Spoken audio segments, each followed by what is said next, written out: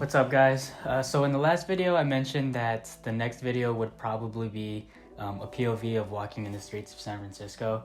That is still in the works, and I mentioned that we're gonna have some fillers. I thought a good video idea would be to share my camera collection with you guys. It's nothing huge, but I've collected them, over the past year or so.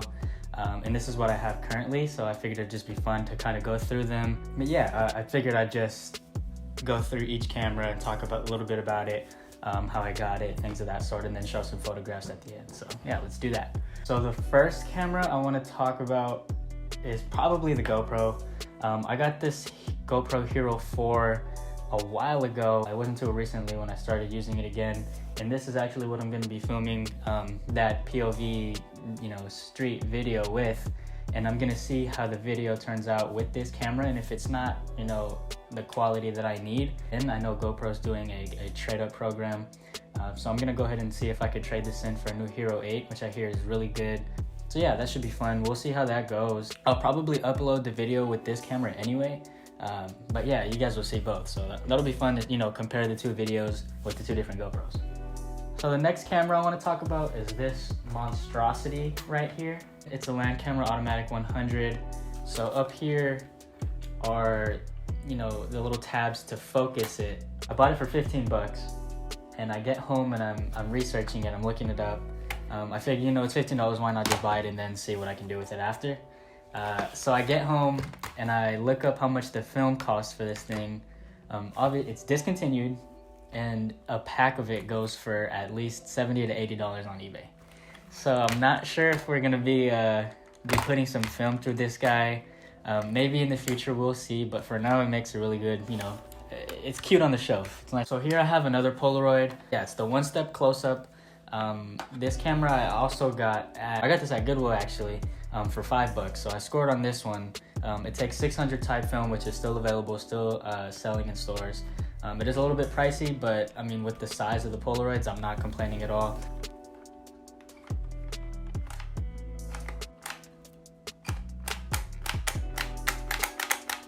Won't work unless there's film in it. The film, pack, the cartridge actually has the battery that fires the camera. All right, so the next camera I have here is a point and shoot camera. This was my first film camera. It's the Olympus Stylus. This is a camera that I feel like I lucked out finding. It's a 35mm lens on here. It's a maximum aperture is 3.5, and this thing is actually very sharp. I didn't expect it to do what it did when I, shot my first roll through it, and I was super stoked with how the results came out. Yeah, it's just a really nice camera overall. The fill flash on it is really nice. It has, a strong flash, which is awesome. And yeah, 35mm film, and I've taken a lot of photos with this actually, so I might throw some up here. I think the ones that I'm thinking of are going to be the one just here, a little bit of my hometown, and then I took it on a trip to LA for Rolling Loud with a few friends, and the photos I took over there were pretty nice too. So yeah, Olympus Stylus. You can get this camera from anywhere from $50 to $70 on eBay. It's just a good camera to have in your arsenal. All right, so now we're gonna take a step up, and I wanna talk about the Nikon FM. Now this was my first actual traditional SLR film camera. I was seeing a lot of F2s and F3s come in, and they were just a little bit more expensive than, what I thought I could spend, given I've never had a film camera before. So I saw this FM and I started doing some research about it. I have it paired up here with a autofocus Nikkor 50mm. I've been primarily shooting film during the daytime anyway, so I've been getting really comfortable with using Sunny 16 and zone focusing in order to get quick street photographs without taking up too much time worrying about the settings, worrying about the focus. And I've been having a lot of fun. So zone focusing and Sunny 16, once again, I can make a separate video about those things. This setup you could probably get for around $150 to $200. Nikon FM 50mm, you can't go wrong with this. Alright, so the next camera I want to talk about is the newest camera in my arsenal. It's the Voigtlander Beso R. This camera I've been looking for a while. It goes, again, up to 0.02 of a second on this camera, and it has 75, 35, 50, and 90 millimeter frame lines. So what that means is that this camera here is not like our traditional SLR camera that you look through and you're seeing straight through the lens. In this camera, we have our lens here up at the front, and then our viewfinder is right up at the top. So this is what we call a rangefinder patch.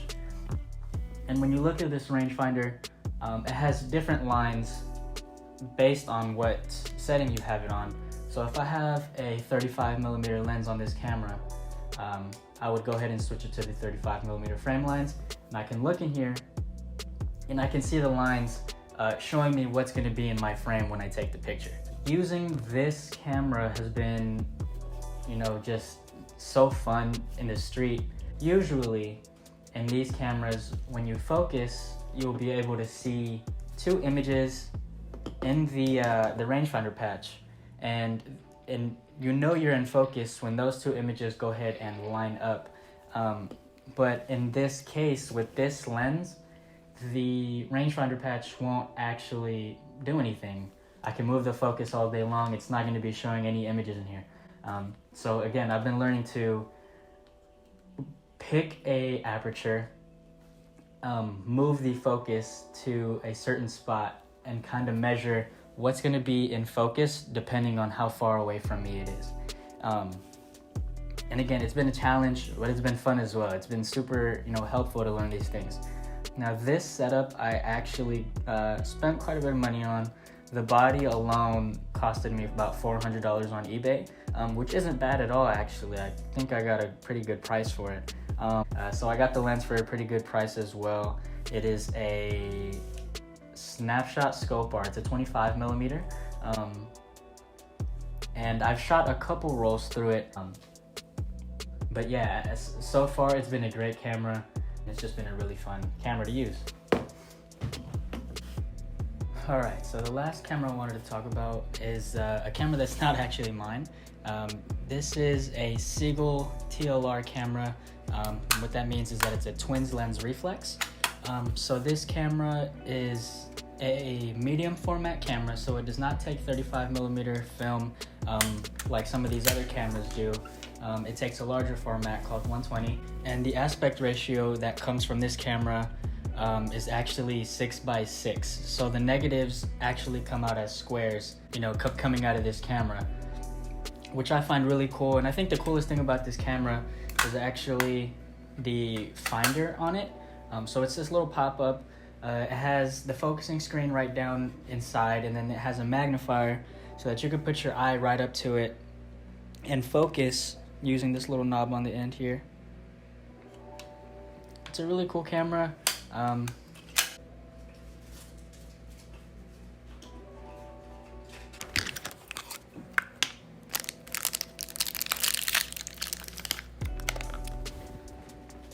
So out of this camera and this camera, this size film would go in here, and this slightly bigger film would go into this one. You get either 24 to 36 exposures on these cameras on this film format, and then on this 120 format, sure, you have larger negatives, which is going to give you higher resolution. In turn, you're going to get about 12 to 15 exposures on this roll. So they do tend to be a little bit less expensive, just because you have less frames on a roll.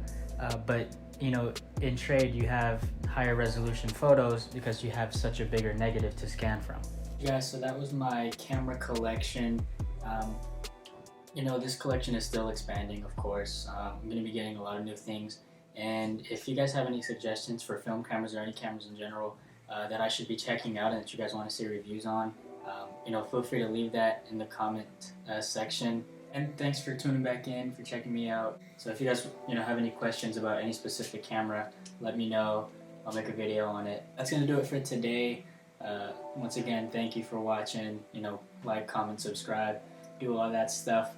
And again, let me know what you think in the comments. Anything you guys want to say, I'm open to feedback, I'm open to ideas, anything you guys want to throw, just go ahead and throw it into the comments. Appreciate it, and I'm out.